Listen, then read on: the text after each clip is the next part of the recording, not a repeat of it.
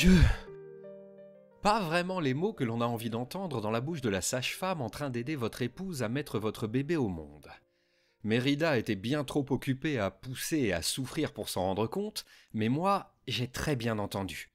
Et surtout, j'ai vu le visage du docteur qui se tenait derrière se décomposer. Il s'est approché d'un pas pressé et s'est penché en avant. Sa bouche s'est ouverte en grand et il s'est mis à psalmodier d'une voix horrifiée. « Sa tête! Sa tête! Sa tête !»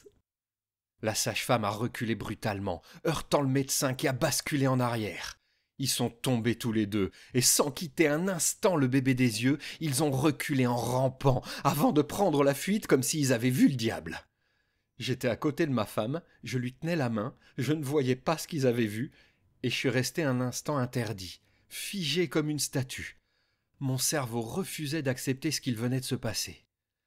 Ça a été le hurlement de Mérida qui m'a tiré de ma torpeur. Je me suis précipité vers ses jambes et je l'ai vu. J'ai dû pâlir moi aussi, et je me suis arrêté net dans mon geste, la main à moitié tendue vers la tête de notre bébé. « Arthur, qu'est-ce qui se passe ?» a soufflé mon épouse entre deux contractions. Une angoisse des plus pures lui nouant la gorge. « C'est rien !» ai-je glapi. « Pousse, mon amour, ça y est presque !»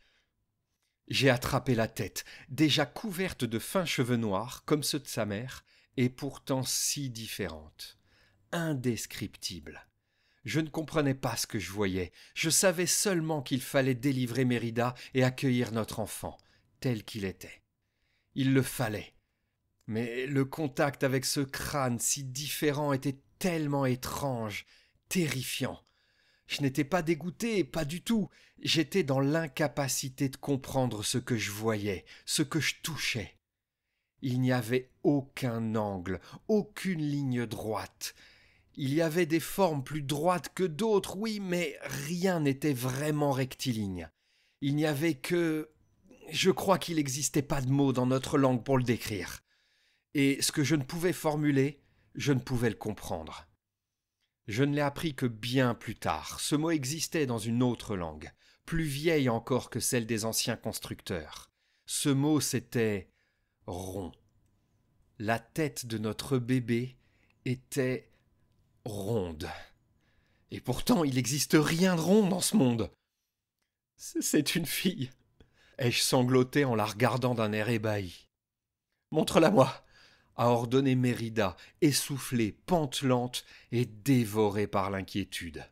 « Elle est différente », ai-je dit pour la préparer, comme si on pouvait se préparer à l'impossible. Je l'ai amenée à sa mère. J'ai amené Failine à sa mère. On avait décidé de l'appeler ainsi si c'était une fille. Mérida est restée bouche bée, une belle bouche bée bien carrée, aussi carrée que l'étaient ses yeux au même moment. Elle est restée ainsi pendant de longues minutes. J'entendais des bruits inquiétants à l'extérieur de la pièce, le fracas de nombreuses bottes, des exclamations chuchotées, le tintement des cottes de mailles. Au bout d'un moment, le bourgmestre a passé la tête par la porte, sans faire de bruit, avant de ressortir précipitamment. Les conversations chuchotées ont repris de plus belle, mais mon épouse ne bougeait toujours pas. Elle observait, elle appréhendait, elle comprenait ces traits impossibles. Et assis à ses côtés, j'ai fait la même chose. « Elle est belle », a-t-elle fini par dire en tendant les bras. Et elle avait raison. Dans toute son étrangeté, Failine était belle. C'était notre fille. La porte s'est ouverte à nouveau, brusquement cette fois, frappant le mur avec violence, nous faisant sursauter et provoquant les pleurs de Failine.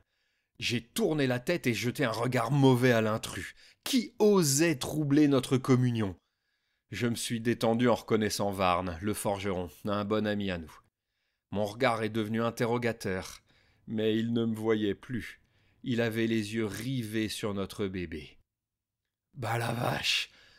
Le docteur disait vrai !» a-t-il fini par souffler. Il a relevé la tête vers moi, paniqué. « Faut que vous partiez !»« Quoi ?» a glapi Mérida. « Tu sais ce que je viens de faire, au moins ?» Je déconne pas, le médecin est allé voir le bourgmestre, ils sont persuadés que votre bébé est... Je sais pas, et ils savent pas non plus d'ailleurs. Mais ils ont la trouille, j'ai essayé de les arrêter, faut que vous partiez.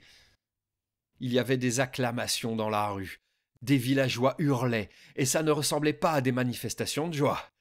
Mérida et moi nous sommes regardés d'un air paniqué.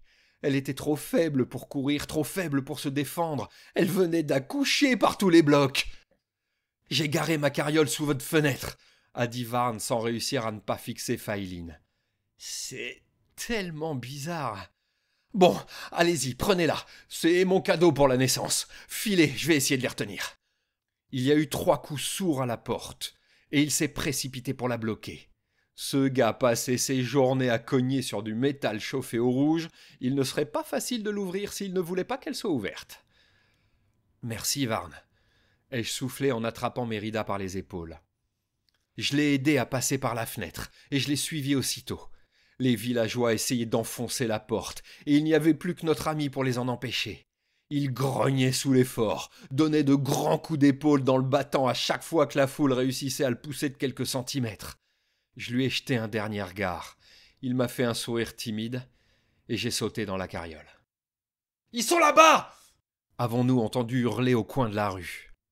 J'ai cravaché le cheval, et nous sommes partis à toute allure. Mérida faisait de son corps un cocon pour notre fille. Sa respiration était hachée, son visage plus pâle encore que la craie, et elle avait de lourds cernes sous les yeux. Mais elle tenait bon. J'ai serré les dents et renversé 3 villageois qui se sont mis sur notre chemin. Le dernier a réussi à s'agripper à la portière. Je l'ai frappé sans hésiter un seul instant. J'ai frappé toutes mes forces. Un homme que je connaissais, avec qui j'avais encore bu une bière à la taverne quelques jours plus tôt. Un homme que j'aurais presque pu appeler mon ami. On est sorti du village en trombe. Mérida gémissait parfois et Failine pleurait, plus fort que je ne l'aurais cru possible avec un si petit corps. Moi, je tremblais comme une feuille, incapable de réaliser ce qui était en train de se passer. Mais je ne lâchais pas les rênes, et je continuais de faire galoper ce pauvre vieux canasson. On fuyait le village, on fuyait les villageois, on fuyait notre vie, et on fuyait de nuit. L'avantage, c'est que nous n'avons pas été suivis. Nos anciens amis, nos anciennes connaissances, le bourgmestre ou la garde, tout le monde pensait que nous n'avions aucune chance dehors, de nuit. L'inconvénient, c'est qu'ils avaient probablement raison. Comme pour illustrer mes pensées, une flèche s'est plantée en vibrant juste à côté de mon bras, dans le bois du chariot. J'ai poussé un cri de surprise, assez peu digne, je dois bien l'admettre. « Un archer-squelette sur la colline !» a crié Mérida. « Commence à y en avoir marre, ça aurait dû être notre journée, la plus belle d'entre toutes !»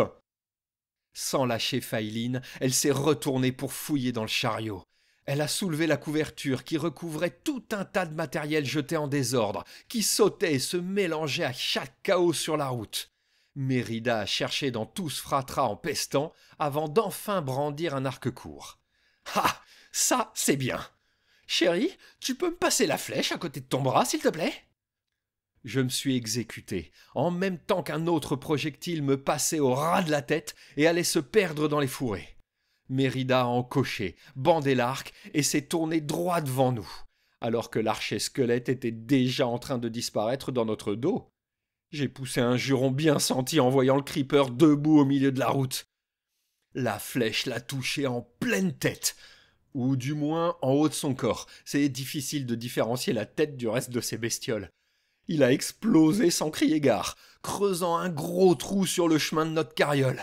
J'ai tiré sur les rênes comme un sauvage et le cheval s'est cabré en hennissant. Nous sommes partis en dérapage, avons soulevé une roue, mais nous ne nous sommes pas retournés. J'ai réussi à éviter le trou laissé par la détonation et à ne pas casser des cieux. Il était hors de question de nous arrêter en pleine nuit, au milieu de nulle part, loin de toute lumière. J'ai ralenti un peu la cadence. Inutile de nous tuer dans un accident si on avait déjà la moitié de l'univers qui voulait notre peau. Mérida s'est effondrée sur le dossier du banc en bois en poussant un long soupir d'épuisement. « Ce serait bien qu'on trouve un abri quand même », a-t-elle murmuré en caressant le crâne de notre bébé avec une tendresse touchante. J'ai hoché la tête sans répondre. Elle avait raison, bien entendu, mais il allait être difficile de trouver un abri au milieu de la nuit, lorsque les monstres rôdent. Et puis, j'aimais aussi l'idée de nous éloigner du village. Je n'avais aucun doute sur le fait que le bourgmestre enverrait des gens nous chercher dès l'aube. Il voulait vraiment faire disparaître Failine. Il devait penser qu'elle était un danger, un mauvais présage, le signe de l'arrivée d'une puissance maléfique ou quoi que ce soit dans le même genre. Une enfant maudite qui avait osé défier son autorité. Moi, je pensais que c'était l'annonce d'un grand changement. Mais tous les changements ne sont pas mauvais, même si c'est vrai qu'ils font peur. Au bout d'une heure, Mérida et Failine dormaient, et j'avais encore ralenti la carriole pour ne pas trop les secouer. Elles avaient bien besoin de se reposer. Je n'avais pas croisé d'autres squelettes, ni d'autres creepers, seulement une poignée de zombies qui n'étaient pas très compliqués à éviter. C'était une grande plaine, avec quelques collines éparses, et je pouvais les voir arriver de loin. Puis, entre deux ronflements, j'ai vu une forêt se profiler devant nous. Une grande forêt, pas un petit bosquet dont on peut faire le tour rapidement, mais un véritable mur d'arbres qui s'élevait d'un horizon à l'autre. J'ai hésité à la longer, ce qui m'aurait fait prendre un chemin facilement prévisible, ou entrer dans ce bois, et être obligé d'abandonner le chariot. « Mérida, Mérida !» ai-je appelé doucement. Elle s'est réveillée d'un bond, presque en sursaut. « Quoi ? On est attaqué ?» ?»« Non, non, t'inquiète pas. Il y a un choix à faire. Je pense qu'il faut qu'on rentre dans la forêt. On pourra grimper dans un arbre pour nous mettre à l'abri et le jour devrait bientôt se lever. » A-t-elle répondu en se frottant le menton d'une main et la tête de notre fille de l'autre. Si on tourne pour longer la lisière, on sera visible de très loin dès que le soleil sera levé. On n'a pas trop le choix. Les grands esprits se rencontrent. Nous nous sommes donc arrêtés, et nous avons regardé ce que nous avait laissé Varne. Des rations pour quelques jours, l'arc et une poignée de flèches. Le reste était du matériel pour sa forge qu'il n'avait pas eu le temps de décharger. Brave gars. J'ai pris une corde, une hache et une pioche, et j'ai remis la couverture pour cacher le reste de ses outils, en espérant qu'il les retrouverait. J'ai pris Failine pour soulager un peu sa mère et lui permettre de tirer à l'arc plus facilement. Et nous sommes rentrés dans la forêt, sombre et lugubre, agité de frémissements inquiétants et de bruits bizarres. Très vite, nous n'avons plus rien vu, et le bébé dans mes bras a commencé à s'agiter. Il était temps qu'elle mange, et qu'on se cache. Nous étions suffisamment enfoncés dans la forêt pour ne plus risquer d'être vus. J'ai regardé le petit visage, rond donc, plein de courbes, même si je n'avais aucun mot à mettre dessus à l'époque. Son regard a accroché le mien et j'ai compris, véritablement compris, que je pourrais mourir pour elle. « Reprends-la, » ai-je dit à Mérida. « Je vais grimper à cet arbre et je te lancerai la corde. » C'est ainsi que nous nous sommes retrouvés blottis les uns contre les autres, sur une grosse branche, après que Failine ait bu tout son soûl au sein de sa mère. Je me suis dit qu'il fallait que je reste éveillé pour monter la garde, qu'elles venaient de vivre, chacune à leur façon, l'une des épreuves les plus difficiles que peut vivre une villageoise. Un accouchement. C'était à mon tour d'être fort. 3 minutes plus tard, je dormais avec elle.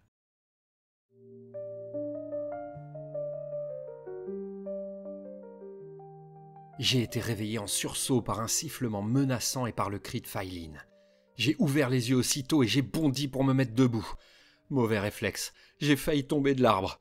Juste après m'être rattrapé de justesse, j'ai aperçu l'araignée géante qui grimpait le long du tronc en nous regardant de ses multiples yeux avides. J'étais persuadé de pouvoir lire la faim dans ce regard, l'anticipation d'un bon repas, mais j'étais peut-être encore à moitié en train de rêver. Mérida a été un peu plus longue à émerger. La fatigue l'avait kidnappée et enfermée dans un sommeil aussi profond qu'un gisement de bedrock. J'ai décroché la hache de ma ceinture et j'ai donné un grand coup dans une branche, que j'ai presque coupée nette. Ma femme a grogné dans son rêve et Failine s'est tortillée sur son giron, mais je n'y ai pas prêté attention. En 2 ou 3 coups, j'ai taillé le bout de mon bâton en pointe et je l'ai brandi au-dessus de l'immonde bestiole qui venait nous dévorer. « Allez, viens qu'on voit qui c'est le plus fort !» lui ai-je crié d'une façon parfaitement puérile, juste pour évacuer un peu de la panique qui montait en moi. J'ai frappé le premier, faisant jaillir un sang verdâtre sous l'un des yeux de l'araignée, et elle a répliqué d'un coup de patte fulgurant qui m'a déséquilibré. J'ai encore failli tomber. J'ai stabilisé ma position en m'accrochant fermement de la main gauche, tout en continuant de frapper frénétiquement de la droite. Mérida s'est enfin réveillée, mais elle n'a rien pu faire d'autre que reculer un peu, protéger la petite de son bras et me regarder faire. Elle ne pouvait pas tirer à l'arc en même temps qu'elle tenait notre fille, et il était hors de question de la poser sur la branche d'un arbre à 10 ou 15 blocs au-dessus du sol. Mais ce n'était pas grave, je pouvais gérer, du moins c'est l'impression que j'ai eue jusqu'à la fin du combat. J'avais frappé l'araignée plusieurs fois, elle saignait abondamment mais refusait de battre en retraite. Elle avait réussi à me toucher à de nombreuses reprises avec ses pattes avant, mais maintenant que j'étais bien accroché, je ne risquais plus que quelques bleus. Ça m'a rendu imprudent. J'ai voulu mettre le coup fatal en plantant mon pic directement dans sa gueule.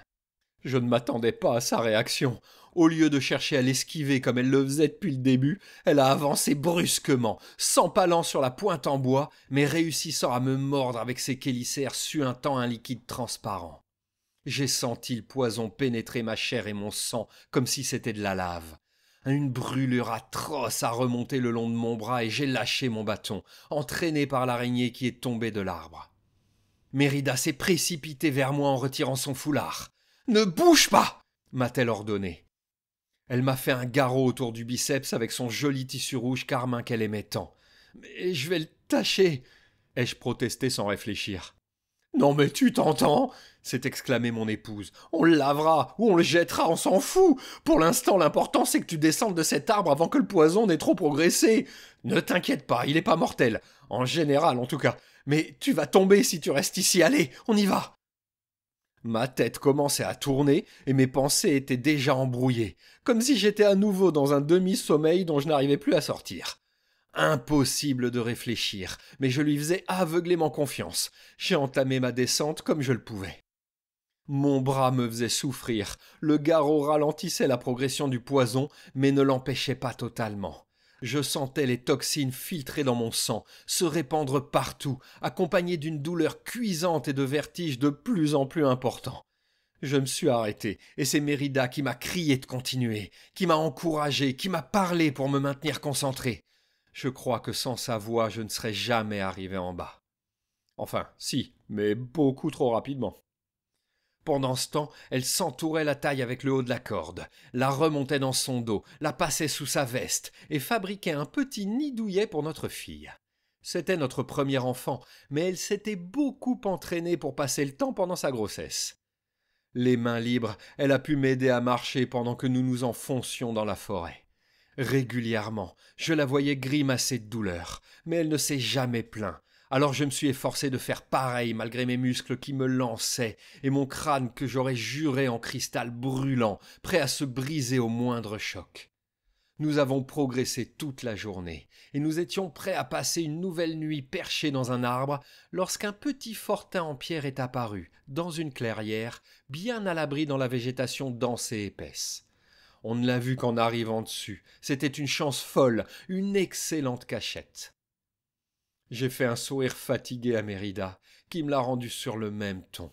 Nous étions épuisés, couverts de poussière, de bleu, de sang et d'icors d'araignée. « Tu ressembles à rien, maman !» ai-je soufflé en souriant. « Toi non plus, papa !» m'a-t-elle répondu en me posant un baiser sur le front.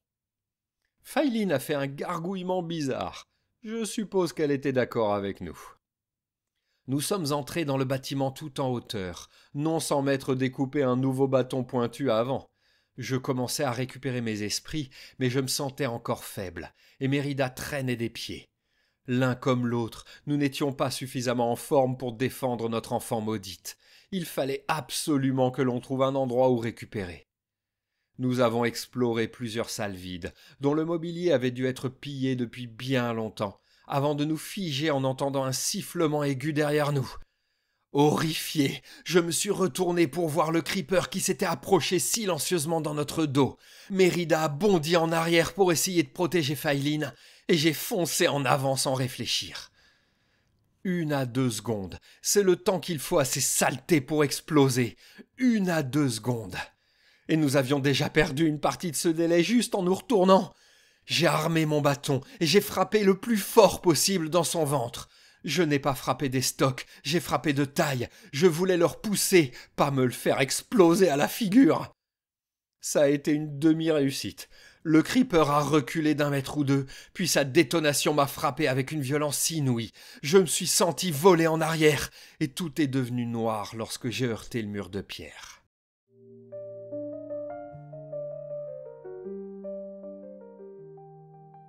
Je me suis réveillé, et c'était déjà en soi une bonne nouvelle. Dans un vrai lit, ce qui était une autre bonne nouvelle. J'ai entendu un vêtement bruisser à côté de moi. Mérida me veillait. J'ai souri avant d'ouvrir les yeux. J'ai poussé un cri de surprise, encore une fois assez peu digne, en me redressant brusquement. Tout mon corps s'est mis à me faire mal et la pièce a tourné autour de moi, me renvoyant en position allongée sous peine de vomir tripes et boyaux. Il y avait une sorcière à mon chevet, une sorcière. Après l'archer-squelette, les zombies, les creepers, voilà qu'il y avait une sorcière au pied de mon lit. À moins que je sois dans son lit à elle, ce qui était nettement plus logique en fait. J'ai rouvert les yeux. La pièce s'était un peu calmée et se contentait de tanguer comme une barque dans la tempête. Je suis devenu tout vert, mais j'ai serré les dents. Bien, bien, voilà le père donc, a dit la sorcière d'une voix éraillée. Où sont ma femme et ma fille? Ai-je demandé d'une voix beaucoup moins assurée que je ne l'aurais voulu. Pas loin, arrête de flipper, le villageois. Tu devrais plutôt me remercier. Je ne comprenais plus rien. Une sorcière qui me parlait et qui n'essayait pas de me tuer. Depuis quand les villageois ne nous attaquaient plus à vue? Qu'est-ce qu'elle faisait à mon chevet et pourquoi diable devrais-je la remercier? Depuis que vous êtes le père d'un enfant unique et que vous avez été chassé pour cette raison par les imbéciles que vous appeliez vos voisins jusqu'à hier. Pour vous soigner, et parce que je vous ai soigné. Bon, mais faites quand même attention, les autres villageois ne seront pas aussi complaisants. Moi aussi, je suis un genre de paria. Mais elle lit dans mes pensées, la sorcière, ou quoi? Oui, c'est une potion fort utile pour savoir ce dont a besoin un blessé inconscient. J'ai essayé de ne pas penser. Ça marchera pas, a maugré la sorcière, mais tout le monde essaye. Ai-je commencé? Oui, oui, je vais chercher votre femme. Elle s'est levée et est sortie de la pièce sans rien ajouter. Je me suis effondré sur mon coussin en poussant un long soupir de soulagement. Au bout de quelques minutes, la porte s'est ouverte à nouveau et Mérida est entrée en portant notre fille dans ses bras. Instantanément, je ne me suis plus préoccupé de la sorcière, qui pourtant les suivait, et un immense sourire niais a illuminé mes traits. J'ai attrapé ma fille endormie et je l'ai bercée. Lorsque je regardais cet étrange et indescriptible visage, mon monde intérieur se calmait. Tout semblait devenir futile. Il ne restait plus que cet élan de tendresse qui envahissait tout. J'ai levé des yeux humides vers Mérida, qui m'a posé un baiser sur le front. Elle était encore un peu pâle, mais elle semblait aller mieux. Je suis resté dans les vapes combien de temps? On est le matin du 3e jour. Ouah, ça fait une belle grasse matinée. À ma décharge, j'étais encore à moitié sonné. J'avais mal partout, et faire de l'humour n'est pas une activité pour le matin, même après 72 heures de sommeil.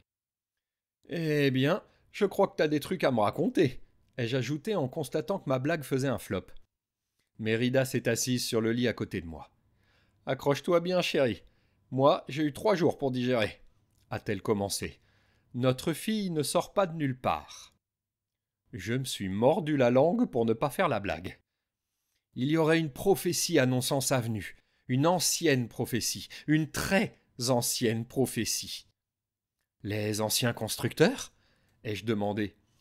Oui et non, plutôt leurs ancêtres, ceux qui connaissaient ces formes si impossibles, cette absence de forme, je sais même pas comment les décrire. Une vague de tristesse a balayé son beau regard aux angles droits. « On inventera de nouveaux mots !» ai-je clamé. Elle a souri avant de reprendre. Les anciens constructeurs connaissent cette prophétie, qui est censée signer le retour de leur âge d'or. Eux seuls peuvent nous guider, nous aider à comprendre. Mais les anciens constructeurs, ils ont disparu. Je ne comprenais plus. La sorcière aurait-elle jeté un sort à ma femme? Non, a-t-elle répondu à la question que je ne lui avais pas posée. Elle a raison, a repris Mérida. Ils n'ont pas disparu, ils habitent dans l'End. En tout cas, c'est ce qu'elle dit. Et elle a raison. Et elle s'appelle Morgane. Et elle est dans la pièce. Tous les villageois sont aussi impolis que vous. Pardon, c'est ce qu'a dit Morgane. Dans l'End? Ai-je bafouillé. Mais même si on les trouve depuis tout ce temps, ils vont nous massacrer. Comment? De la même façon qu'avec moi, en leur montrant votre fille. De toute façon, c'est ça ou la vie d'ermite dans la forêt, c'est vous qui voyez. Je venais à peine de me réveiller de 3 jours de coma, et j'étais déjà complètement sous le choc. Mes pensées fusaient à toute vitesse. Comment aller dans l'End? Comment survivre au voyage? Comment survivre à l'End? Que faire de Faïline pendant ce temps? Qu'est-ce qu'on va manger? Tiens, j'avais pas réalisé, mais j'ai faim en plus. Morgan a soupiré, pris sa respiration, et s'est lancé. Il faut que vous alliez dans le Nether récupérer de la poudre de Blaze. Je peux vous donner l'objet qui s'y combinera pour vous guider jusqu'au portail. De rien. Vous vous défendrez avec l'épée que j'ai posée là-bas contre le mur. Après, c'est pas de ma faute si vous êtes mauvais et que vous vous faites trucider. Vous y survivrez en montrant votre bébé, je vous l'ai déjà dit, et du coup vous allez la prendre avec vous, sinon ça marchera pas. Elle secouait la tête d'un air navré comme si elle parlait à un débile. Et il y a de la soupe, en bas, qui doit être encore chaude. Mérida nous regardait l'un après l'autre sans comprendre, et Faïline gazouillait dans ses bras. Elle m'a fait boire une potion qui lui permet de lire dans mes pensées. Ai-je maugré avant qu'elle ne se fasse un torticolis. Ah, d'accord, et ça dure longtemps? Pas plus d'1 an ou 2, a répondu Morgan. Et sans nous laisser répondre, elle est sortie de la pièce. 1 an ou 2? Ce n'est pas le problème pour l'instant, m'a coupé ma femme. Il faut qu'on aille chercher cette poudre de Blaze. Je trouvais quand même que la présence d'une sorcière lisant dans mes pensées était un sujet important. Sans doute pas le plus important, effectivement. De toute façon, si nous partions, ça réglerait le problème. Il n'y avait aucune raison que l'on croise à nouveau cette Morgane. Il faut donc aller dans le Nether, ai-je dit. Tu sais faire ça? Toujours d'après elle, il y a un portail en haut d'un volcan de l'autre côté de la forêt, dans un village d'Illageois. Super. Et tu crois que... Non! A crié la sorcière depuis le rez-de-chaussée. Aucune chance! Que la sorcière va nous donner un genre de laissez-passer. Un peu dépité, portés par notre destin plus que maître de celui-ci, nous nous sommes levés le lendemain matin et nous avons commencé à préparer nos affaires. L'épée que m'avait donnée Morgane était de bonne facture, une épée en fer, aiguisée comme un rasoir, bien équilibrée. Du moins c'est l'effet qu'elle me faisait. Mais ce n'était pas comme si j'avais essayé plein d'épées dans ma vie. Je préférais largement garder mes mains dans mes manches. Mérida avait pris le coup. Elle réussissait à attacher Faïline sur son dos en quelques instants, et le bébé se blottissait entre ses omoplates et s'y endormait paisiblement. Que n'aurais-je donné pour faire la même chose? Prête, ma chérie? Ai-je demandé. Ouais, je suis prête, a répondu Morgane en sortant de chez elle, un bâton de marche à la main et un gros sac de vivres sur le dos. Du moins, je supposais que c'était des vivres. Il y avait un bout de pain qui dépassait. Ai-je fait, soudainement désespéré. Alors on y va, a dit mon épouse en souriant.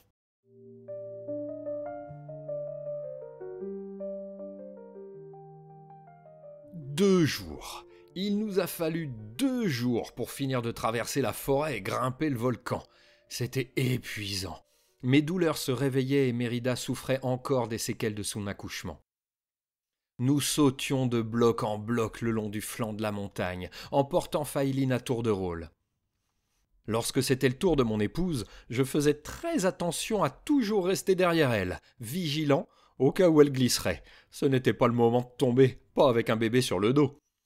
Plus nous montions, plus l'herbe et la végétation se faisaient rares. Il ne restait plus que de la roche brute, parfois brûlée, et des coulées de lave qu'il fallait contourner ou enjamber. Mon genou me lançait, mon épaule me brûlait, et ma tête tintait à nouveau. Pour tenir, j'imaginais notre jardin, ma femme allongée dans un transat sous la douce lumière du soleil, notre fille dans ses bras. Je les regardais avec tendresse, avant d'aller m'asseoir avec elle, un gâteau dans les bras, à partager entre « Un petit massage des pieds aussi, tant que t'y es !» a grincé Morgane derrière moi. J'ai essayé en vain de ne pas penser trop fort du mal d'elle, avant de laisser tomber et de l'insulter copieusement dans l'intimité relative de mon esprit. Le soleil allait se coucher lorsque nous sommes arrivés en haut du volcan, essoufflés, éreintés, couverts de sueur. Même la sorcière ne me lançait plus de pique. « J'ai une idée », ai-je dit pendant que nous nous reposions quelques instants. Le village villageois était devant nous, dans la caldeira, et nous pouvions voir les reflets violets lancés par le portail qui trônait au centre de la place principale. Une lumière malsaine, comme venue d'un autre monde, ce qui était sans doute plus ou moins le cas. Les monstres vont bientôt arriver. On peut s'en servir de diversion. Et comment on va les convaincre d'attaquer le village ? A demandé Mérida. J'ai montré les arbres qui couvraient la zone. T'as ton briquet ? Un large sourire a éclairé le visage superbe de ma femme. Tu as le tien ? M'a-t-elle répondu. Il ne me quitte jamais. Il m'a été offert par quelqu'un que j'apprécie beaucoup. Elle a gloussé en rougissant un peu, ça faisait du bien de la voir rire. Pas la peine que je vous explique, je suppose ? Ai-je demandé à Morgane. Non, non, c'est bon, j'ai tout vu, et c'est pas idiot. Ça peut marcher. J'ai aussi de quoi allumer quelques feux. Je ferai le centre, vous ferez les flancs. On va rabattre tout ce qui sortira de terre sur eux. Ça devrait les occuper suffisamment longtemps pour qu'on court jusqu'au portail. Elle a froncé les sourcils, puis levé les yeux au ciel. Mais non, je ne vais pas vous trahir. Ce sont les villageois qui m'ont foutu à la porte de chez moi, je vous rappelle. J'ai haussé les épaules. Ce n'était pas comme si on avait beaucoup d'autres choix de toute façon. J'ai embrassé ma femme et je suis parti vers le nord pendant qu'elle contournait vers le sud. Nous nous sommes placés dans les bosquets et nous avons attendu que le soleil se couche. Les premiers grognements se sont fait entendre presque aussitôt. J'ai sorti mon briquet, celui sur lequel il y avait un cœur de gravé, et j'ai mis le feu à l'arbre devant moi. Puis je suis passé au suivant, et au suivant. J'ai vu en face de moi d'autres incendies démarrer, sûrement allumés par Mérida, mais toujours rien du côté de Morgane. Au moment où je commençais à craindre qu'elle nous ait menti, un arbre a pris feu brusquement, brûlant de la souche à la cime en un instant. Il s'était allumé comme une torche couverte d'huile. Je ne sais pas comment la sorcière allumait ses feux, mais ce n'était sûrement pas avec un briquet à silex. Les flammes se sont propagées aux arbres adjacents aussitôt. Un gigantesque incendie dessinait un U de flammes qui se rapprochait du village, et sa lumière rabattait tous les monstres sur son chemin. J'ai contourné l'incendie pour rejoindre Morgane, qui nous attendait en souriant, visiblement très satisfaite d'elle-même, une petite fiole rouge à la main. Il n'y avait pas que des vivres dans son sac. Nous avons suivi les flammes d'aussi près que nous le pouvions sans nous brûler les sourcils.